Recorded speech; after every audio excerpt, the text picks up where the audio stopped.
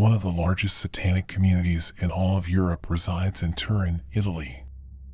According to Archbishop Anastasio Balestrero, the devil lives here, and in the 1980s, the Catholic Church brought in 6 new exorcists just to balance the scales and combat the evil energy thriving in the city.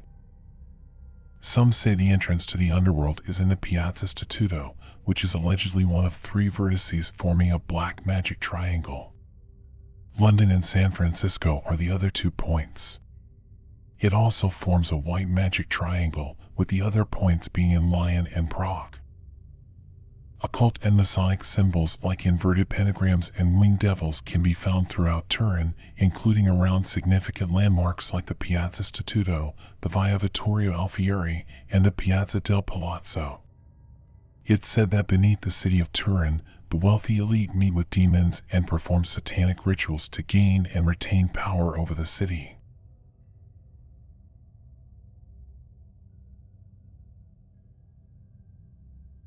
Bolsover is considered the most satanic city in all of England. In 2011, 17 of the 76,000 residents claimed Satanism as their religion on a census. While the number is small, Bolsover has more Satanists per capita than anywhere else in the nation, so it's now the chief city in England's satanic heartland.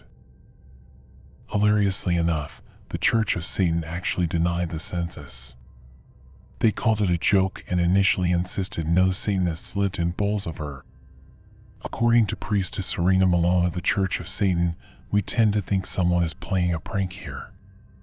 While we have many members throughout the UK, that area does not have any exceptional concentration of our adherents.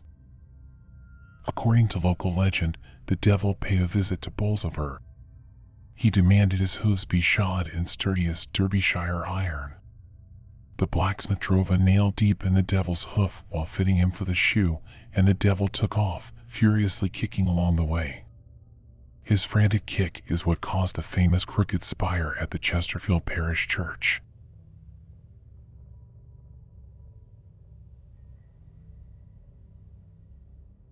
The infamous House of Horrors in Amityville, New York, has had books and films aplenty spreading its tales of demonic possession and murder since 1977.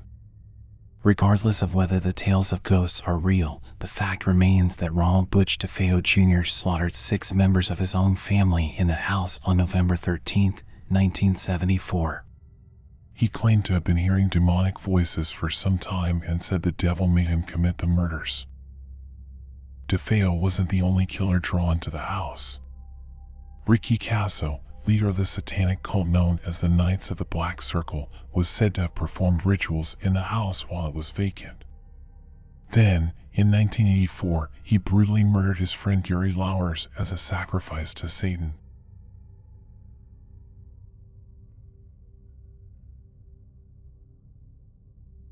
A house of devil worship in a North Massapequa, New York, neighborhood has been the source of gossip and local lore for years.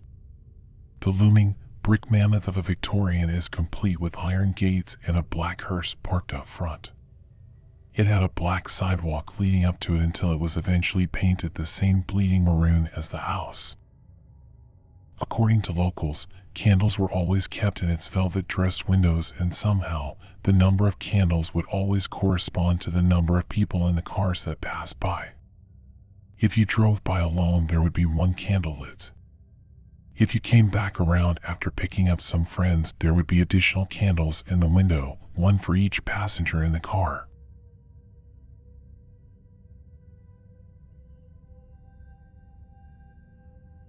It's believed that Bobby Mackey sits on top of a portal to hell, making it a favorite in the paranormal investigation community.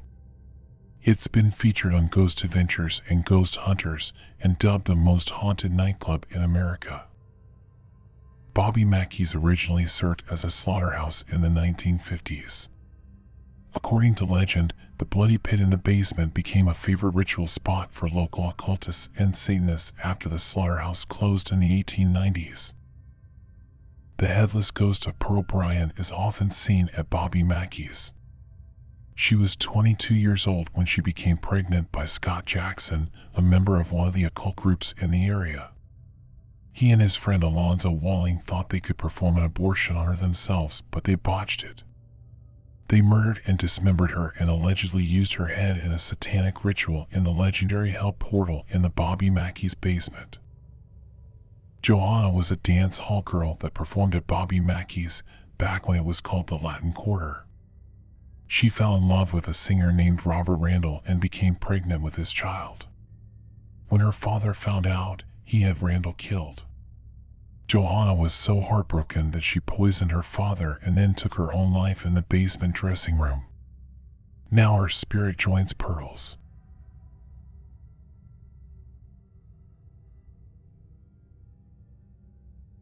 The people of Staten Island have been handing down the legend of Cropsey for decades, the story of a deranged, axe-wielding psycho who escaped from a mental institution and lurks in the dark tunnels under the abandoned Willowbrook State School. They say Cropsey came out to drag children back into the tunnels with him, and as it turned out, Staten Island's boogeyman was real. Andre Rand had been haunting the woods, abducting children, and murdering them.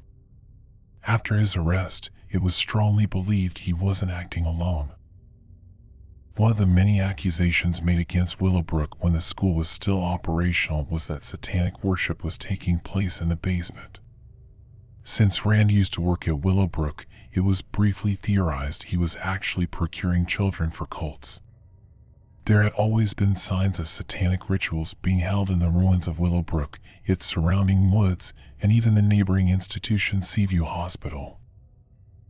The Process Church, which is no longer operational, was thought to be involved at one point. This organization has also been accused of having ties to both Charles Manson and David Berkowitz. Of course, these were just theories and there was little evidence. Many of the victims' bodies were never recovered. Rand stood trial alone.